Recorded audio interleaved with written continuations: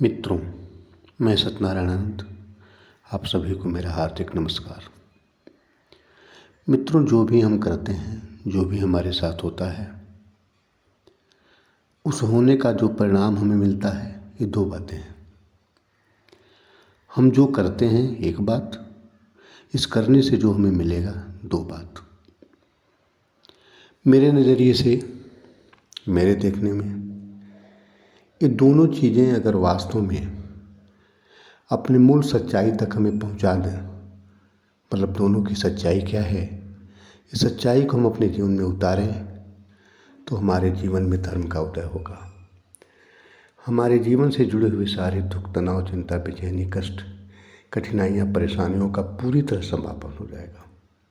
यही धर्म है, यही जीवन का उदय है क्या वह चीज़? जो हम कर रहे हैं वह भी सही हो और उस करने का परिणाम जो हमें मिलने वाला है वह भी हमें सही लगे। जो हमारे साथ हो रहा है वह भी हमें सही लगे और इसके बदले में जो हमें परिणाम मिलेगा, रिजल्ट मिलेगा, वह भी हमें सही लगे। यह सही लगने का भाव ही हमारे जीवन के सभी कष्टों का, दुखों का निवारक है, सभी परेशानियों का हल है इसी में। एक बात मैं जोर देकर कह रहा हूँ कि इसी से हमारे जीवन में धर्म का उदय होता है।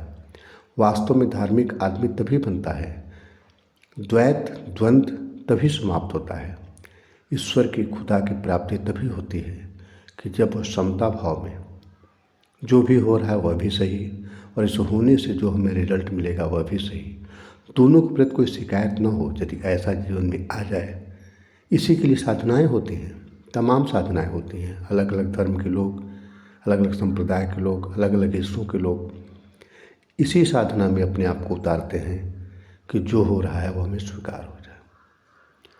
तो मित्रों, जो मैं कर रहा हूँ वह भी, उसका जो परिणाम मिलेगा वह भी, दोनों हमें सही कैसे लगे,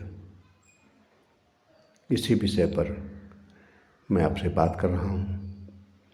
अलग अलग ऑडियो में थोड़े थोड़े समय का पार्ट लेकर के हम आपसे बात करेंगे। तो पहले एक बिंदु है कि जो भी हो रहा है वह सही क्यों हो रहा है, इस विषय पर मैं आपसे अभी अगले ऑडियो में बात कर रहा हूँ। धन्यवाद।